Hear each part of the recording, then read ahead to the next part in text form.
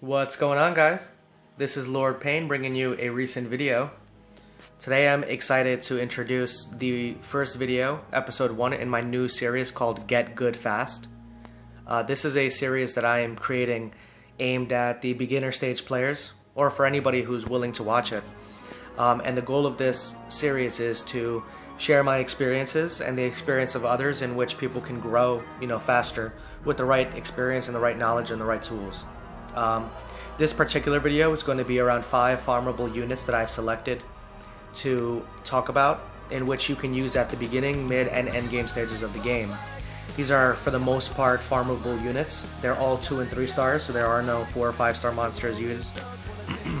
And you can collect these monsters and use them. So let's jump right in. So first we're going to talk about Bernard. Bernard is an awesome monster because he is considered one of the Holy Wind Trinity monsters, which encompasses Bernard, Shannon, and Akasis.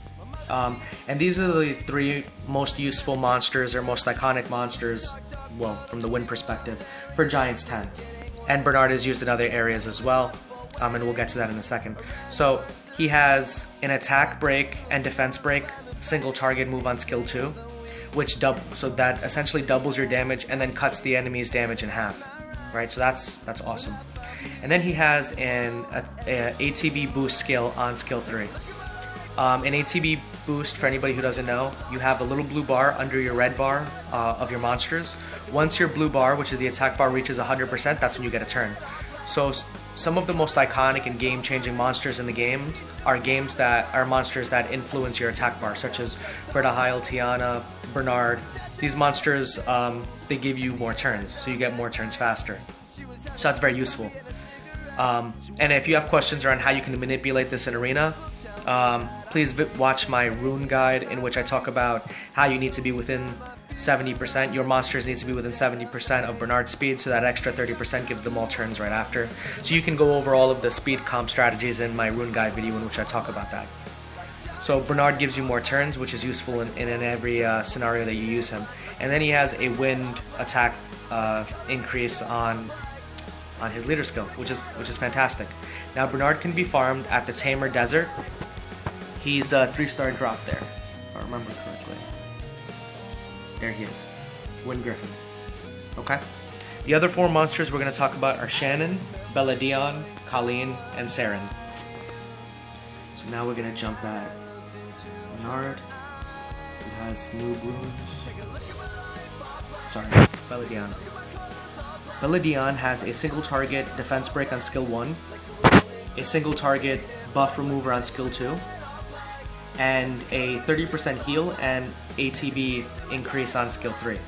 Typically, Belladion is used everywhere, from Tower of Ascension, Arena, dungeons, scenarios, everywhere. Alright, she's a 3-star monster that you can farm on Light Dungeon Day. That's when you see the people spamming, the chats, hey, can I add you for Light Unagami Dungeon? So that's where you can collect Bella from, or from a L&D scroll. And Bella is useful everywhere, so you want Bella.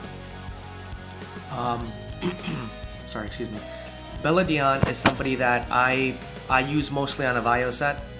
I like Bella on Vio because she's a monster that toolkit is very useful constantly, so you want faster cooldowns and you want more use of her.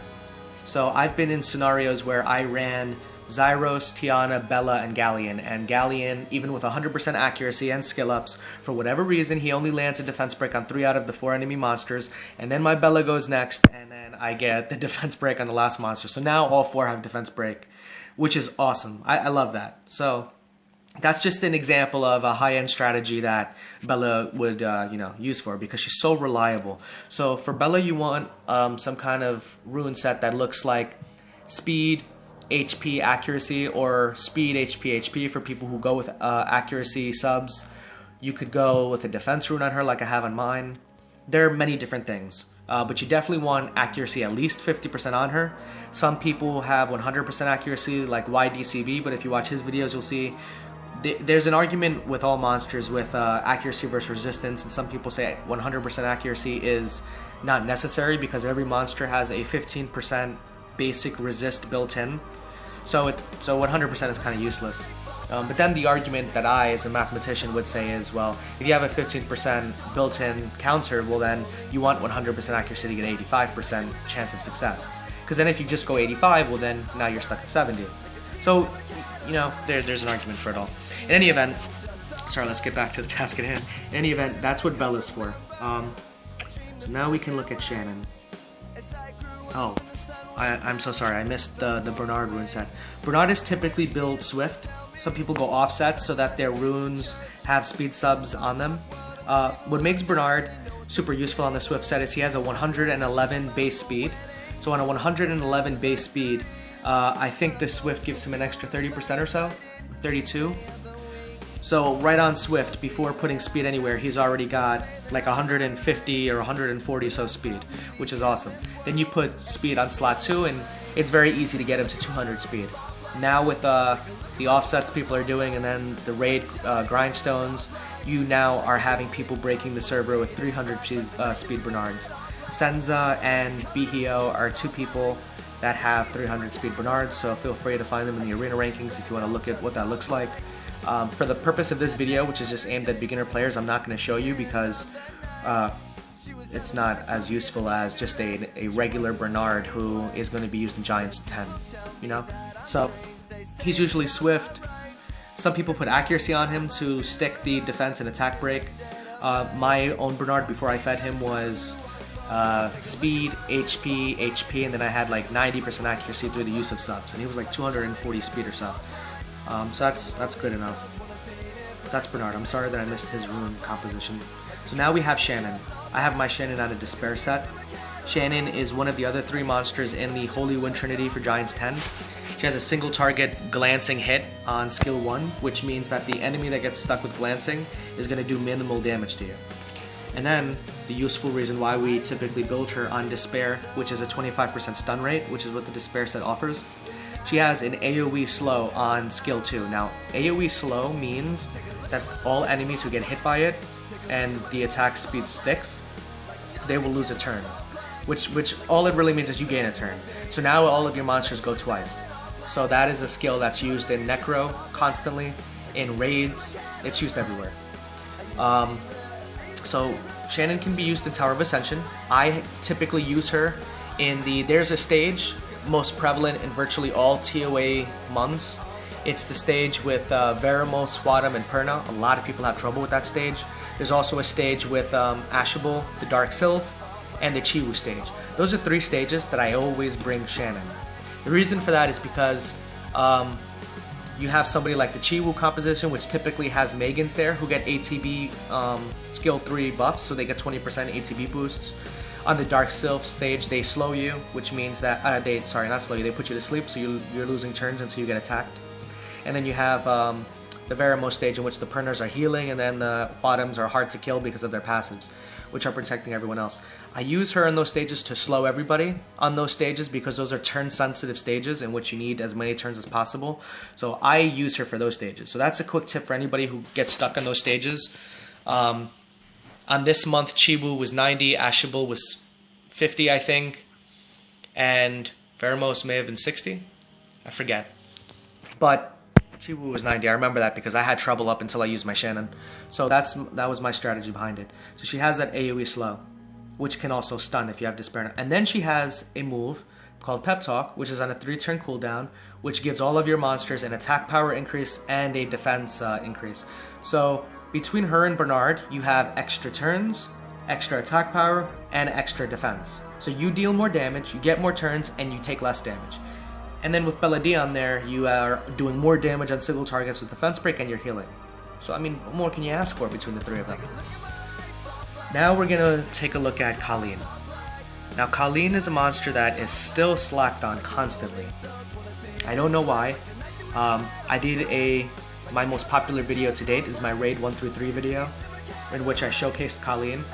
A different build for her though. I had her on a triple set with Nemesis. This is my Violent Revenge Colleen. Colleen is useful everywhere. I use her on Necro 10, and I used her in raids 1 through 5.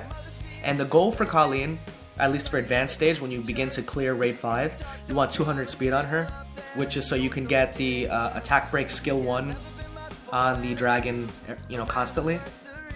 So the reason for this is because what makes Colleen special, she has a attack break on skill 1, a heal block on skill 2, and a heal plus attack power buff on skill 3. She's used everywhere, right? Typically she's your fastest monster, so she goes first, which is fantastic because it sets the tone for the rest of your monster. I don't want to get too detailed in specifics around her use in raids because I already did a raids video in which I talked about it, so I want this video to strictly be around how you can use her in all scenarios as opposed to detail by every single use. You can watch that video if you have questions around her usage, but she has these tools which is for everything. So in an environment like Necro, in which you need as many turns as possible, and Necro deals a lot of damage, and that exploits Soul turn, which increases damage every time it's used, and he heals, Colleen is essentially built for it because she heals you, she gives the attack break so the exploit Soul deals less damage, and she heals block so he can't heal. So she's a huge staple for Necro and raids because they seem to have that in common. And this is my raid set on her. Typically, some people say that my accuracy is a little low on her. It was 19 and I had her at like 202 speed when I had this Revenge Rune here. I had another one which had like a 26 speed sub, but no accuracy on it. So I swapped it back in to get some extra accuracy. So for raid, I try to build all my monsters with 60% built-in resistance like I did here. So with my Praha or any leads with 40%, she's going to be at 100 resistance. So you want some measure of accuracy on her so her debuffs land. You want HP and speed for turns and tankiness. So that's how you want your Colleen to look. So I can make these runes better, little by little. And then we have Sarin, Dark Harpoo, which I have not finished building yet. This is my Dark Harpoo. I haven't even ruined her. I just got her a couple days ago. Sarin is a monster that you probably wouldn't have guessed I was going to talk about in this video as the most 5 iconic farmable units, or more useful ones, but I wanted to include her because a lot of people use Belladion in Necro. Bella's amazing, don't get me wrong. I like Sarin for all-around utility because she, like Colleen, has the attack break on skill 1, the heal block on skill 2, but then she has a 4-hit multi-hit with defense break built in on skill 3. She is somebody that I consider more ideal for for Necro. She doesn't have a heal, that's the only downside, which is probably what makes Bella still better. But I like her all-around utility because she can be used in multiple different situations. She's a monster that you can use in, excuse me, she can be used in Tower of Ascension. I've used her previously, like I tested out her friends there. She can be used in Necro, which I plan to use her for. And I think that she's better because she has the multi-hit, so she does 1 extra hit more than Bella, which is useful because, as you know, you need 7 hits in Necro 10 to break the shield before you can begin doing damage. So every hit counts. Then she has the heal block, so when Colleen, does a heal and then doesn't get a violent proc, you still need that heal block. Well, you now have another monster that offers that. And then she has this multi-hit, which also brings defense break, so she's very useful. I like her for everything. Now, Shannon was somebody that can be gotten at unknown scrolls. She's not somebody that I believe you can farm in the scenario maps, but you can collect unknown scrolls pretty easily, as I'm going to show you. I have 2,000 of them. And Wind Pixie will pop up anywhere in here, of the scrolls, or she'll even pop up in the summoning shop. So you can get her in the summoning shop and you can just buy her. Same thing with Fire Harpoo. You can buy them in the summoning shop or get them from unknown scrolls. So they're not monsters that you farm from scenario, but you can access them through the use of scrolls and other features. Dark Harpoo and Bella are the only monsters on the list that you have to pay attention to on light and dark days, because you have to farm them from the dungeons. But if you do get them, they will change your gameplay. They are very useful. I use Colleen for everything. I even put her on a troll arena defense, and just her and Sierra, I swear I was getting a lot of defense successfuls, which was crazy because it was just 2 monsters, and it was a Colleen, so who would think? But between her speed and her overall stats, she was hard to kill, and it was working. if you don't have many violent or revenge runes that you have for a Colleen, you can try a Nemesis set. I really like Nemesis on Colleen. I like Nemesis on everybody for who's going to be built for a raid team, because in case you don't know this, the more turns you get, the more turns the dragon gets.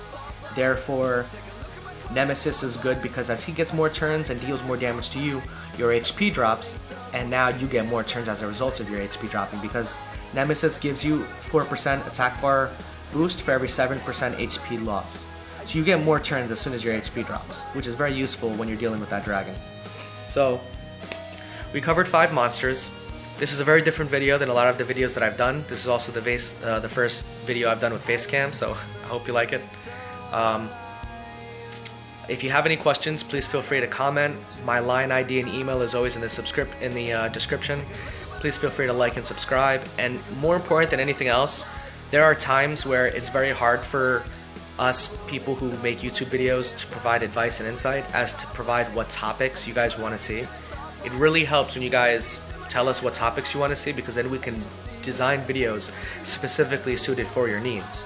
You know, it'd be better if you could have told me when you were watching, you know, if you knew what video I was going to do, it'd be more useful if you could tell me what monsters you want me to showcase, as opposed to me selecting 5 monsters that will, you know, positively influence your gameplay. However, with that being said, it is useful when you guys leave the comments, because then we know how to get better and we make these videos better for you. Alright, thank you guys for your time.